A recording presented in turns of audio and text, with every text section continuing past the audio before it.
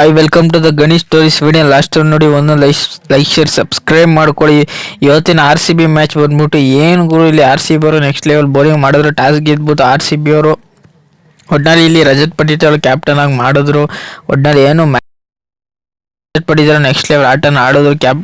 Captaincy ಆಗಿ ಒಂದು ಒಳ್ಳೆ ಬೌಲಿಂಗ್ ಶಿಫ್ಟ್ನ ಮಾಡಿಸ್ರು ಅನ್ಬೋದು. ಒಟ್ನಲ್ಲಿ ಮೇನ್ ಗುರು ನಾನು ಇವರೇನು ಇಲ್ಲಿ ಕ್ಯಾಪ್ಟನ್ ಆಗ್ಬಿಟ್ಟು ಇಲ್ಲಿ ಬೌಲಿಂಗ್ ತಗೋತಿದ್ದಾರೆ, ನಾನೇನೋ ಬ್ಯಾಟಿಂಗ್ ತಗೋತಾರೆ ಅನ್ಕೊಂಡಿದ್ದೆ. ಒಟ್ನಲ್ಲಿ ಬೌಲಿಂಗ್ ತಗೊಂಡ್ರು. ಬೌಲಿಂಗ್ ತಗೊಂಡು ನಾನೇನೋ ಇನ್ನೂರು ಹೊಡಿತಾರೆ, ಇನ್ನೂರು ಹೊಡಿಸ್ಕೋತಾರೆ ಅನ್ಕೊಂಡೆ. ಒಟ್ನಲ್ಲಿ ಇನ್ನೂರು ಹೊಡಿಲಿಲ್ಲ. ಒಟ್ನಲ್ಲಿ ಮೇನ್ ಇದು ಕ್ವಾಲಿಫೈ ಇದ್ದಂಗೆ ಮ್ಯಾಚ್ ಏನು ಇರಲಿಲ್ಲ ಅನ್ಬೋದು. ಒಟ್ನಲ್ಲಿ ಮೇನ್ ಗುರಿ ಇಲ್ಲಿ ಪಂಜಾಬ್ ಬೌಲಿಂಗ್ ಕಡೆ ನೋಡೋದಾದ್ರೆ ಇಲ್ಲಿ ಪೃಥ್ವಿ ಶಾ ಮತ್ತು ಪ್ರಿಯಾಂಕಾ ಚಾರಿ ಅಂತ ಹೇಳ್ಕೊಳ್ಳೋ ಆಟ ಆಡಲಿಲ್ಲ, ಬೇಗನೆ ಔಟ್ ಆದರು. ಒಟ್ನಲ್ಲಿ ಇಲ್ಲಿ ಮೇನು ಇಲ್ಲಿ SJ ಮತ್ತು ಭುವನೇಶ್ವರ್ ಕುಮಾರ್ ಒಟ್ನಲ್ಲಿ ಜಯಸೂರ್ಯ ಕಮ್ ಬ್ಯಾಕ್ ಆದರು. ಒಟ್ನಲ್ಲಿ ಒಂದೊಳ್ಳೆ ಬೌಲಿಂಗ್ ಮಾಡಿದ್ರು ಅನ್ಬೋದು. ಮೇನ್ ಇಲ್ಲಿ ಜಯಸೂರ್ಯ 3 ಕ್ರೂಷಿಯಲ್ ವಿಕೆಟ್ಗಳ ತಕ್ಕೊಟ್ರು. ಒಟ್ನಲ್ಲಿ ಇಲ್ಲಿ ಭುವನೇಶ್ವರ್ ಕುಮಾರ್ ಅಷ್ಟೇ 1 ಕ್ರೂಷಿಯಲ್ ವಿಕೆಟ್. ಮೇನು ಇಲ್ಲಿ SJ ಒಂದೊಳ್ಳೆ ಓವರ್ನ ಮಾಡಿದ್ರು, 2 ಕ್ರೂಷಿಯಲ್ ವಿಕೆಟ್ಗಳು ತಗೊಟ್ರು. ಒಟ್ನಲ್ಲಿ ಇಲ್ಲಿ ಬಂದವರೆಲ್ಲ ಒಂದೊಳ್ಳೆ ಓವರ್ ಮಾಡಿದ್ರು ಅನ್ಬೋದು. ಒಟ್ನಲ್ಲಿ ಮೇನ್ ಗುರು ಇಲ್ಲಿ ಪವರ್ ಪ್ಲೇ ಸಿಕ್ಕಾಬಿಟ್ಟೆ ಮಿನಿಮಮ್ 5 ವಿಕೆಟ್ ತೆಗೆದ್ಬಿಟ್ಟಿದ್ರು ಇವರು ಪವರ್ ಪ್ಲೇಲಿ. ಅದರಿಂದನೇ ಮ್ಯಾಚ್ ಸಿಕ್ಕಾಬಿಟ್ಟೆ ಟರ್ನ್ ಓವರ್ ಆಯಿತು ಅನ್ಬೋದು. ಒಟ್ನಲ್ಲಿ ನಾನೇನು ಪವರ್ ಪ್ಲೇಲಿ 5 ವಿಕೆಟ್ ತೆಗೆದ್ರು, ಇನ್ನೂ ಸಿಕ್ಕಾಬಿಟ್ಟೆ ಬ್ಯಾಟ್ಸ್ಮನ್ ಇದ್ದಾರಲ್ಲ, 10 ಜನ ಆಡೋ ಬ್ಯಾಟ್ಸ್ಮನ್ಗಳು ಅವರೆಲ್ಲ ಪಂಜಾಬಲ್ಲಿ ಅಂತ ಇನ್ನೂ ಮ್ಯಾಚ್ ನೋಡಿದ್ರೆ ಒಟ್ನಲ್ಲಿ ತೀರಾ ಒಂದು ಸೈಡ್ ಆಯಿತು. ಒಟ್ನಲ್ಲಿ ಪಂಜಾಬ್ ಅವರು ಸಿಕ್ಕಾಬಿಟ್ಟೆ ಎಕ್ಸ್ಪೆಕ್ಟೇಷನ್ ಇತ್ತು. ಒಟ್ನಲ್ಲಿ ಅಂತ ಹೇಳ್ಕೊಳ್ಳೋ ಎಕ್ಸ್ಪೀರಿಯನ್ಸ್ ಇರಲಿಲ್ಲ.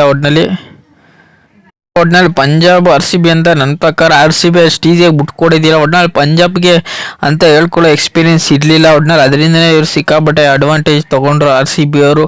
ಒಟ್ನಲ್ಲಿ RCB ಸಿಕ್ಕಾಬಟ್ಟೆ ಎಕ್ಸ್ಪೀರಿಯನ್ಸ್ ಇತ್ತು. ಒಟ್ನಲ್ಲಿ ಪ್ಲೇ ಆಫಿಗೆ ಬಂದು ಒಟ್ನಲ್ಲಿ ಹೋದ ಸತಿನೂ ಇವರು ಪ್ಲೇ ಆಫಿಗೆ ಬಂದಿದ್ರು, ಅದಕ್ಕೆ ಸಿಕ್ಕಾಪಟ್ಟೆ ಎಕ್ಸ್ಪೀರಿಯನ್ಸ್ ಇತ್ತು. ಪಂಜಾಬ್ಗೆ ಎಕ್ಸ್ಪೀರಿಯನ್ಸ್ ಇರಲಿಲ್ಲ ಅನ್ನೋದಕ್ಕಿಂತ ಒಟ್ನಲ್ಲಿ ಅಂತ ಹೇಳ್ಕೊಳ್ಳೋ ಆಟ ಆಡಲಿಲ್ಲ. ಮೇನು ಇಲ್ಲಿ ಎಲ್ಲರಿಗಿಂತ ಆಡಿದ್ದು ನನ್ನ ಪ್ರಕಾರ ಇಲ್ಲಿ ಮಾರ್ಕಿಸ್ ಸ್ಟೋನಿಸು 17 ಬಾರಿ 26 ರನ್ ಹೊಡೆದು ಹೊರತು ಇನ್ನು ಬಂದವರೆಲ್ಲ ಸಿಂಗಲ್ ಡಿಜಿಟ್ಗೆ ಬೇಗನೆ ಔಟ್ ಆದರು. ಒಟ್ನಲ್ಲಿ ಶ್ರೇಯಸ್ ಅಯ್ಯರ್ ಅಷ್ಟೇ ಬೇಗನೆ ಔಟ್ ಆದರು, ಶಶಾಂಕ್ ಸಿಂಗ್ ಅಷ್ಟೇ ಬೇಗನೆ ಔಟ್ ಆದರು. ಒಟ್ನಲ್ಲಿ ಅಂತ ಹೇಳ್ಕೊಳ್ಳೋ ಬ್ಯಾಟಿಂಗ್ ಯಾರೂ ಆಡಲಿಲ್ಲ. ಒಟ್ನಲ್ಲಿ ಬೇಗನೆ ಆಲ್ ಔಟ್ ಆದರು. ಒಟ್ನಲ್ಲಿ ಪಂಜಾಬ್ ಅವರು ತೀರಾ ಕಳಪೆ ಆಡಿದ್ರು. ಒಟ್ಟಿನಲ್ಲಿ ಏನಕ್ಕೆ ಇವರು ಇಷ್ಟು ಕಳಪೆ ಆಡಿದಂದರೆ RCB ಬೌಲಿಂಗ್ ಸಿಕ್ಕಾಬಿಟ್ಟೆ ಖಡಕ್ ಆಗಿತ್ತು, ನೆಕ್ಸ್ಟ್ ಲೆವೆಲ್ ಆಗಿತ್ತು. ಒಟ್ಟಿನಲ್ಲಿ ಕೆಡಿದ್ರು RCB ಬೌಲರು. ಎಲ್ಲರ ಮೇಲೂ ಬೌಲಿಂಗು ಸಿಕ್ಕಾಬಿಟ್ಟೆ ಅಗ್ರೆಸಿವ್ನೆಸ್ ತೋರಿಸಿದ್ರು. ಒಟ್ಟಿನಲ್ಲಿ ಏನಂದರೆ ಇಲ್ಲಿ ಪವರ್ ಪ್ಲೇಯಲ್ಲ ಅಂತ ಹೇಳ್ಕೊಳ್ಳೋ ರನ್ ಬರಲಿಲ್ಲ. ಒಟ್ಟಿನಲ್ಲಿ ಮಿಡಲ್ ಆಡಲ್ಲ ಅಂತ ಹೇಳ್ಕೊಳ್ಳೋ ರನ್ ಬರಲಿಲ್ಲ. ಲಾಸ್ಟ್ ಓವರ್ ಅಂತ ತೀರಾ ವರ್ಸ್ಟಾಗಿ ಆಡ್ಬಿಟ್ರು ಪಂಜಾಬ್ ಬ್ಯಾಟ್ಸ್ಮನ್ಗಳು ಅಂತ ಹೇಳ್ಕೊಳ್ಳೋ ಬ್ಯಾಟ್ಸ್ಮನ್ಗಳು ಯಾರು ಇರಲಿಲ್ಲ.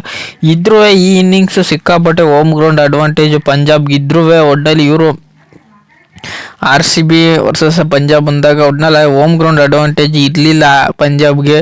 ಒಟ್ಟಿನಲ್ಲಿ RCBಗೆ ಹೋಮ್ ಗ್ರೌಂಡ್ ಅಡ್ವಾಂಟೇಜ್ ಇರಲಿಲ್ಲ ಅಂದರೂ ಇವರು ಗೆದ್ದರು. ಒಟ್ನಲ್ಲಿ ಪಂಜಾಬ್ ಅವರು ಗೆಲ್ಲಿಲ್ಲ ಅನ್ನೋದಕ್ಕಿಂತ ಅಂತ ಹೇಳ್ಕೊಳ್ಳಾಟ ಯಾರು ಆಡಲಿಲ್ಲ ಗುರು. ಒಟ್ನಲ್ಲಿ ಸಿಕ್ಕಾಬಟ್ಟೆ ಇವರು ನೆಗೆಟಿವ್ ಟಾಸ್ಕ್ನ ಮಾಡ್ಕೊಂಡು ಬಂದಿದ್ರು. ಮೇನು ಇವರು ಸಿಕ್ಕಾಬಟ್ಟೆ ಬೌಲಿಂಗ್ ಚೆನ್ನಾಗಿತ್ತು RCB ಕಡೆ.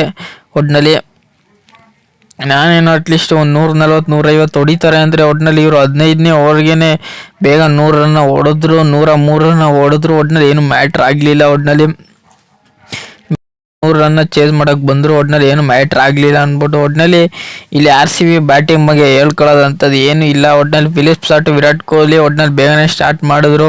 ಒಟ್ಟಿನಲ್ಲಿ ವಿರಾಟ್ ಕೊಹ್ಲಿ ಬೇಗನೆ ಔಟ್ ಆದರೂ ಏನೂ ಮ್ಯಾಟ್ರ್ ಆಗಲಿಲ್ಲ. ಒಟ್ಟಿನಲ್ಲಿ ಮಯಾಂಕ್ ಅಗರ್ವಾಲ್ ಅಷ್ಟೇ ಬೇಗನೆ ಔಟ್ ಆದರು. ಒಟ್ಟಿನಲ್ಲಿ ವಿರಾಟ್ ಕೊಹ್ಲಿ ಅಂತ ಹೇಳ್ಕೊಳ್ಳೋ ಔಟ್ ಆಗಲಿಲ್ಲ ಅಂದರೂ ಏನೋ ಮ್ಯಾಟ್ರ್ ಆಗಲ್ಲ ಅನ್ಬೋದು. ಇಲ್ಲಿ ಫಿಲಿಪ್ ಸಾರ್ಟ್ ಸಿಕ್ಕಾಬಿಡೆ ಲಾಸ್ಟ್ವರೆಗೂ ನಿಂತು ಹಾಫ್ ಸೆಂಚುರಿನ ಹೊಡ್ಕೊಂಡ್ರು.